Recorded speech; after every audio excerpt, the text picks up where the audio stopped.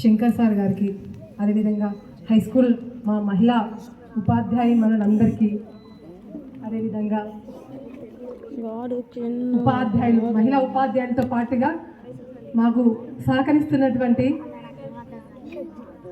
పురుష ఉపాధ్యాయులందరికీ కూడా, అదేవిధంగా మా గ్రామ మాజీ సర్పంచ్ ఢిల్లీ శంకరన్న గారికి, అదేవిధంగా దొడ్డి శంకరన్న గారికి, పాపన్న గారికి, మా నాయకులందరికీ, సాతూర్ అనిల్, సుమన్ అందరికీ, ఇంకా ముఖ్యంగా మా విలేకరి పాత్రికేయుల అన్నయ్యలందరికీ కూడా పేరు పేరున ధన్యవాదాలు.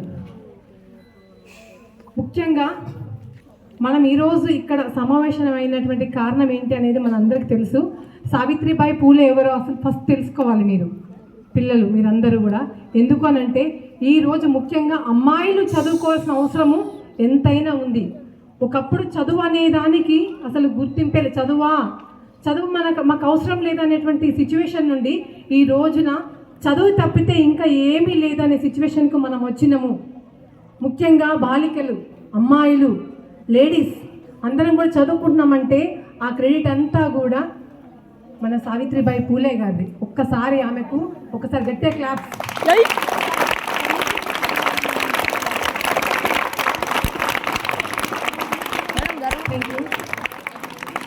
మూఢనమ్మకాలతోని అసలు ఇంట్లోంచి బయటకే రావద్దు, వీళ్ళందరూ కూడా ఆడవాళ్ళందరూ కూడా వంటింటి కుందేల్లాగా వంటలకే పరిమితమై చాకరీ చేసుకుంటూ ఉండాలి అనేటువంటి ఒక మతోన్మాదము, ఒక ఏంటనంటే ఆడవాళ్ళు వంటింటికే పరిమితం అనేటువంటి సిచ్యువేషన్ నుండి మనందరినీ కూడా చదువుతో పట్టించి మనం అందరం చదువుకునేటువంటి ఒక ఉద్దేశంతో మనకి చదువును చెప్పినటువంటి ముఖ్యమైనటువంటి మన గురువు మన మహాత్మా జ్యోతిబా పూలే తలుచుకున్నాడు కాబట్టి సావిత్రిబాయి పూలే ఈరోజు మనందరి నోట కోకొల్లలుగా మనందరితో జేజేలు పలికించుకుంటుంది.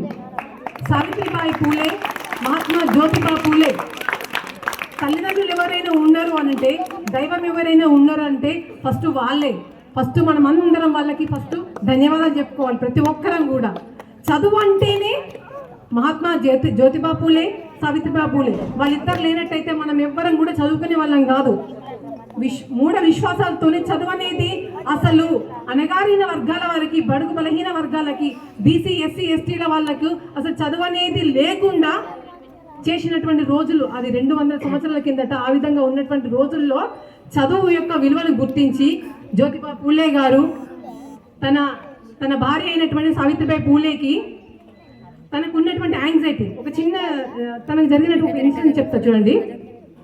తన చిన్నతనంలో చిన్న వయసులో తను ఆడుకుంటున్న సందర్భం లోపల ఎవరో ఒకరు వచ్చేసి అమ్మాయి తీసుకోమ్మని చెప్పేసి ఒక ఫోటో ఇస్తే ఆ ఫోటోని జాగ్రత్త పట్టుకొని పోయి జాగ్రత్త దాచిపెట్టుకొని రోజు దాన్ని చూసుకుంటూ ఏం జరిగింది, దీంట్లో ఎవరున్నారు ఏంటి అనేది అన్ని కూడా బుక్లో ఉన్నటువంటి అన్ని విషయాలన్నిటి కూడా ఇట్లా నోట్స్ ధారాళంగా చెప్పుకుంటూ పోతుంది అనమాట. ఆ బుక్ని అట్లాగే పట్టుకొని పోయి, అంటే తనకి మనం చదవచ్చా, బుక్ రీడింగ్ అంటే తెలుసుగా మీకు అందరికీ. బుక్లో ఉన్న అక్షరాలు అన్నీ రావాలి, మనకు అక్షరాలు రావాలి, గుణింతాలు రావాలి, ఒత్తులు అన్నీ రావాలి. మరి ఆమెకి మన బుక్ చదవడం వచ్చా, ఒత్తులు వచ్చా, అక్షరాలు వచ్చా, ఏవి రావు. కానీ అన్ని రాకపోయినప్పటికీ కూడా తను ఆ బుక్లో ఉన్నటువంటి పిక్చర్స్ ఉంటాయి కదా, ఫొటోస్ ఉంటాయి కదా, ఆ ఫొటోస్ని బట్టి తను చదవడం ప్రారంభించింది. అంత యాంగ్జైటీ, తనకు కోరిక నేర్చుకోవాలి అనే